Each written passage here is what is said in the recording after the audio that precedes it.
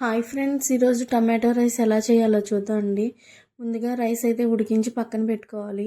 పక్కన పెట్టిన బాండీ పెట్టి ఆయిల్ పోసి వేడి చేయాలి. వేడెక్కిన తర్వాత 4 లవంగాలు, 4 ఇలాచి, దాల్చిన చెక్క, జీలకర్ర, ఆవాలు, కరివేపాకు, ఉల్లిపాయలు, పచ్చిమిరపకాయలు ఇవన్నీ వేసి వేయించాలి.